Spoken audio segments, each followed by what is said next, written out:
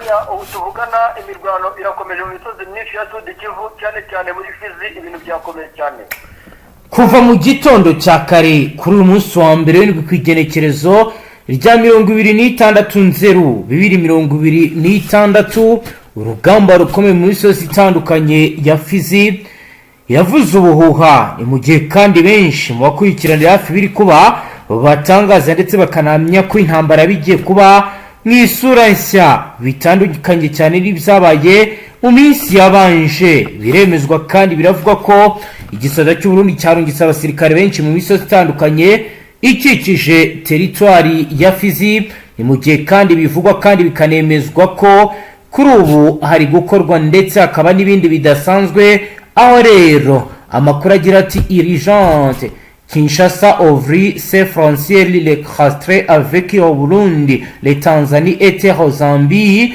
sera les des sources proches du gouvernorat d'ici de Kivu, les portes de Kamandou. Cela le vrouté, c'est lundi le 26 janvier. Le bateau en province de Rovira aho rero mu magambo make baragaragaza bati inkuru yihutirwa Kinshasa yafunguye imipaka ibahuza n'u Burundi na Tanzania ndetse na Zambia, aho rero bigaragara benemezwa na guverineri n'ubuyobozi bwa guverinora ya Kivu y'Amajyepfo, aho rero ku cyambu cya Kamandu hafunguwe kuri uyu wa mbere ubwato bwavuye mu mujyi wa Uvira bwerekeza ahitwa ku cyambu cya Palungu muri Zambia n'ahitwa Ikigoma Tanzania ani Bujumbura, bagaragaza rero ko iki cyambu cyongeye gukora biro byose n'ibijyanye n'umutekano wongeye kugaruka.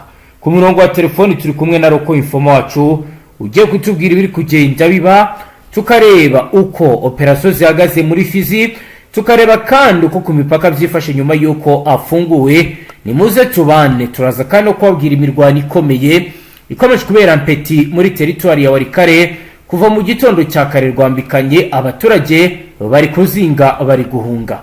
Bwana Karemba Aimable wiriwe neza? Amiriwe neza, muraho neza. Karemba warumpaye ubutumwa urambira uti muri teritwari ya Fizi urugamba rurakomeye ibintu biteye ubwoba, ndagira ngo Rodrido nido kubiri kuba ndetse nandi makuru mashyagizweho. Nufango muri Fizi ibintu bikomeje kugenda bikomera ndetse kandi biraba bibiri uko umunsi ugenda uzaza undi cyane muri ino misozi yegereye Mashingu mu byerekezo bigana Kishura ugana ahitwa za Kamombo na Kiku. Yego. Ni urugamba rukomeje kugenda rukomeje gusakiranya uruhande rw'igisirikare cya FARDC ndetse kandi n'umutwe wa M23. Yego. Ibi nyuma yuko FARDC ikomeje kugenda igerageza kugaba ibitero muri eneo z'umutwe wa M23 kugira ngo bawusubize inyuma, ariko uyu mutwe wa M23 nawo mu rwego rwo kwirwanaho ukareba uburyo bwose bushoboka kugira ngo utangatange FARDC uhangane mu buryo bwa kinyamwuga. Yego. Rero aka gace kabirimo imirwano yasakiranyije icyitwa MLDP Rwanda ndetse kandi na FARDC ivuga yuko cyane izo operation ari higanjemo Wazalendo cyane ukurikije indi mibare y'abandi basirikare bari ku rugamba. Yego. Ibintu ubona yuko bikomeje kugenda byibazwa ndetse kandi binatera inkeke uko umunsi ugenda uzaza undi benshi ibibazo bati noneho iherezo ry'uru rugamba ruraza kuba irihe, ko abaturage benshi batuye muri ino misozi ya Minembwe bari kuvuga yuko rwose noneho operation zikomeje kugenda zikorwa cyane ku ruhande rwa FARDC, ari operation zikomeje kugenda zitungurana mu buryo bukomeje kugenda bugaragara buri uko umuntu tugenda uza hasi undi. Ibiri kuba ubu Bwana Karemba Aimable bitandukana yehe n'ibyabaye mu minsi yatambutse? Nuko ngo ibi kuba ubu ngubu navuga yuko umutwe wa M23 uri kugabwaho ibitero mu ishusho y'imbaraga nyinshi zitandukanye nizo twabonaga mu mwaka ushize. Ni umwaka twavuga yuko FARDC yazanye ingamba byaba ari ukurasa ikoresheje ikirere, byaba ari ukurasa ikoresheje uburyo bwa advance cyangwa se no guhagarika imbunda ziri mu bwoko buremereye atarizi basheringa ku bitema amakuru atagerereyemo. yego ubona yuko rwose bikomeje kugenda byibazwa na muntu wese bati rero iherezo ry'ibi riraba ibihe ko bikomeje kuzamba ndetse kandi no guhindura isura uko umunsi ugenda uzahaza undi. yego kugeza ubu ku birebana no kwigarura uduce runaka cyangwa se kudutakaza byo bihagaze gute bwana Aimable? aravuga ngo aka kanya nta bice biri n'izina byari byavugwa, wenda tuvuge ngo Kamombo yafashwe, tuvuge ngo Ruwerera yafashwe, tuvuge ngo Kakuku yafashwe, cyangwa se imisozi yindi Gishura cyangwa se Kalenga yafashwe, oya, ahubwo imirwano yo irakomeje ndetse kandi irakataje. Gusa dukurikije imbaraga zihari ziri gukoreshwa na FARDC hashobora kwamburwa ibice M23 mu buryo butunguranye. Urabivuga ushingiye ku ki? Ahangaha turabivuga dushingiye ko hari ibice bari kugabwaho ibitero banatunguwe cyane muri emneo zabo harimo n'abasirikare benshi. yego Ibi rero ukabona yuko uburyo bari kubagaho ibitero, uburyo operasiyo zateguye, ukabona ko FARDC n'ubundi ayo makuru n'ubundi ijya kugaba igitero muri ako gace bizi neza yuko bafite abasirikare bacya cyangwa benshi. Iki nicyo kigaragaza yuko dushobora kubona hari ibice byambuwe umutwe wa M23 hano muri Kivu cyane cyane muri Fizi. Abona yuko byahinduye isura cyane mu misozi y'Minembwe, aho operasiyo zikomeje kugenda zikorwa mu ishusho itandukanye niyo twabona. FARDC ibyo byose iri kubikoraho iki kugira ngo bibashe kuba bitateza ibindi byago cyangwa se ibindi bibazo? Ku ruhande rwa FARDC navuga yuko nta ngamba zo kurengera sosiyete sivile iri gushyiraho kugira ngo imirwano bari guteza mu bice byinshi bitandukanye idateza ingaruka zikomeye ku ruhande rumwe cyangwa urundi. yego nicyo turi kubona twese turi no kwibaza bati rero ibi bintu biraza kurangira gute cyangwa se iherezo ryabyo riraza kuba irihe. yego naho ku birebana no kuba imipaka yafunguwe ibyambu byongeye gukora, FARDC irarinda gute infiltration yose ishobora kuza kuba? Rufango kuba byambu wenda byafunguwe cyangwa imipaka yafunguwe ku ruhande rwa leta ya Kinshasa n'ibindi bihugu bitandukanye birimo Burundi, Tanzania, wenda n'ibindi byose biri hafi bifite bikora ku nkombe z'igihugu cya Repubulika ya Kongo. yego avuga yuko ibi bintu birazana kurakaza bikomeye umutwe wa M23 kuko ibi birakorwa ariko nanone imirwano ikomeye iri gutegurwa ku ruhande rwa M23 ndetse kandi banarakazwa yuko hari ibice banavuyemo. yego Ni ibintu ubona yuko bikomeje kugenda bihindura ndetse kandi binakomera cyane byibazwaho na buri muntu wese. yego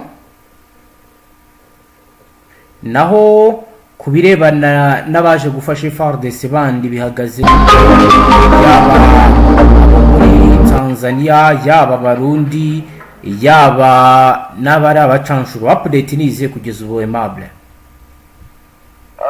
Ruvango ku birebana n'abaje gufasha FARDC mu misozi myinshi itandukanye, abarundi bo baraza, nta munsi n'umwe tutabona abarundi bari hejuru y'ijana baza mu byiciro bitandukanye ndetse kandi n'ibikoresho bikuzanwa byambutswa bizanywe mu mato byerekeza Fizi, byerekeza Karemi. Ruvuga ngo imbaraga zo kuri koalisiyo ya FARDC n'abafatanyabikorwa babo n'ubundi muri rusange urabona yuko hakomeje kugenda hagaragara imbaraga zidasanzwe zikomeje kongerwa, byaba ari mu buryo bw'abasirikare ndetse kandi no mu buryo bw'ibikoresho. yego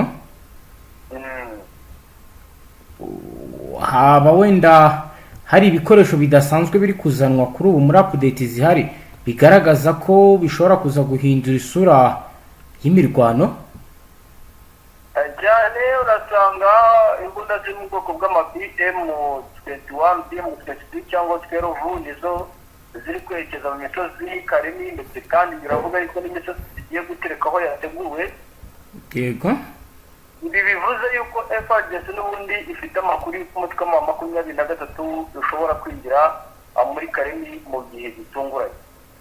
yego Karembe Aimable, reka tujye no muri Noru Kivu. Muri Noru Kivu naho haravugwa amakuru atandukanye, za Warikare sibanga urugamba naho rurakakaze.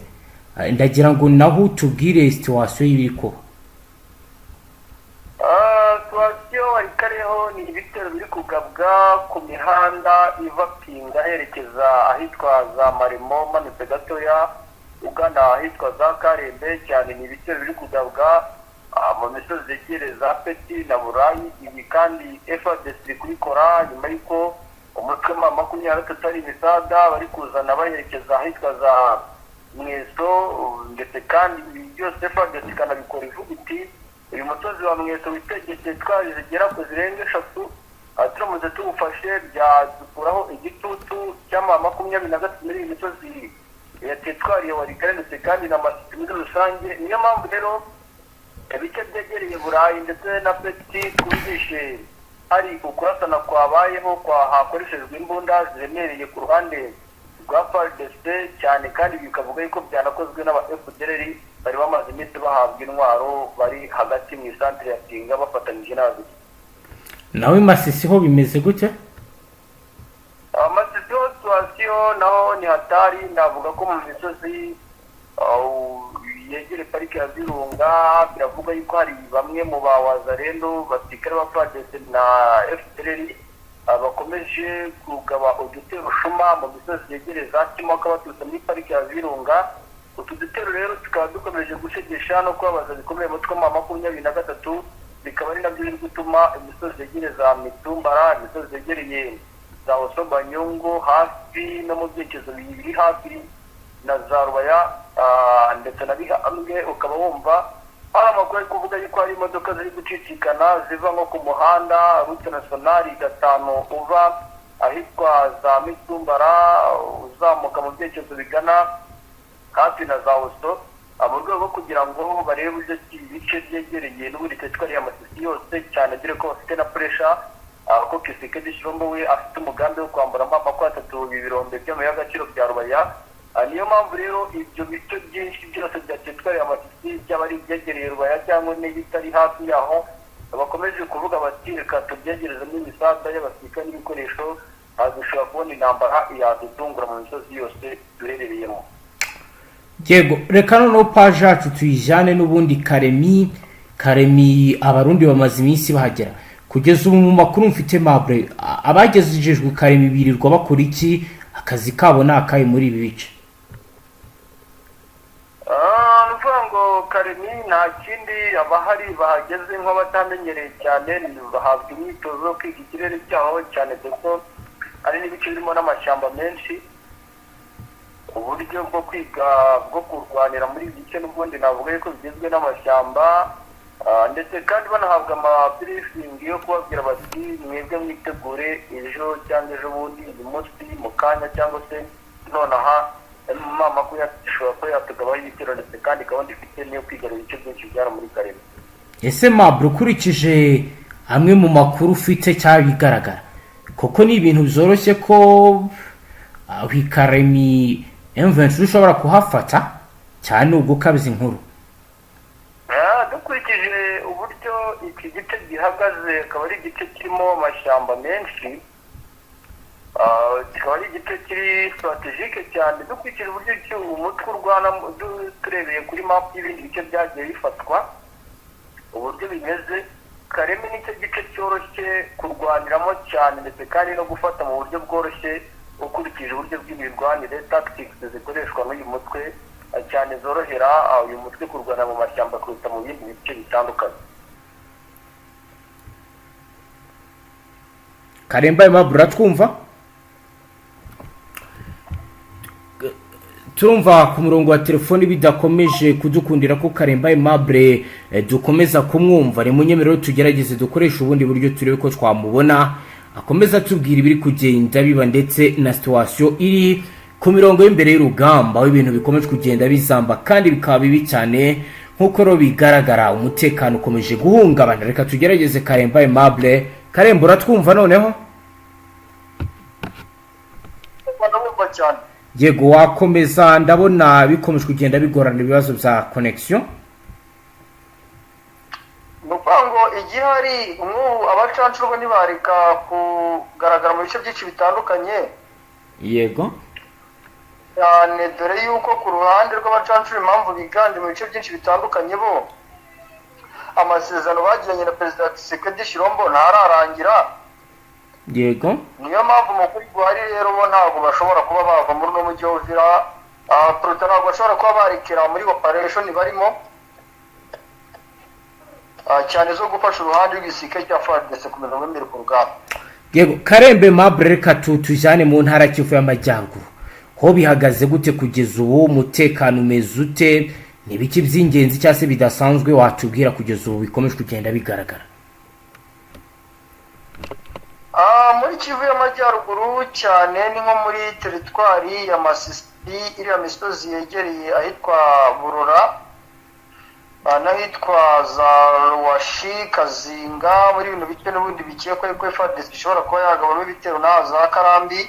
Yego Ibi bice bya teritwari ya Masisi byegereye Warikare cyane cyane nibyo bice ubona yuko igisirikare cy'umutwe wa M23 bakomeje koherezamo ibikoresho byinshi by'abari imbunda nini ntoya mu buryo budasanzwe budasubirwaho, ndetse kandi bashakisha ubundi buryo bwo guhangana n'uruhande rw'igisirikare cya FARDC cyane, dore yuko ibi bice impamvu n'umutwe wa M23 dukomeje koherezamo abasirikare baravuga yuko imisozi yegereye za Kazinga cyane cyane ahitwa za Mukota, imisozi yegereye ahitwa za Noto muri Warikare, haravugwa yuko uruhande rw'igisirikare cya FARDC cyane izi position bari kuzoherezamo icyitwa FDLR cyane n'abawazarendo biteguye ngo kugaba ibitero muri iyi misozi ya za Kazinga bakayikuramo uruhande rw'umutwe wa M23. ibyo byo byaba byaratangiye ryari bwana Karembe Aimable? Ni ibintu bimaze igihe guhera mu ntangiriro z'uyu mwaka, ni impinduka zagiye zikorwa na FARDC. Yego ndetse kandi zikagaragara buri munsi uko umunsi ugenda uzaza undi ku ruhande rw'igisirikare cya FARDC. Kugeza ubu mu ntara Kivu y'Amajyaruguru biherutse kugaragara ku mashusho agaragaza abarwanya M23 bivugwa ko bari gusatira umujyi wa Butembo.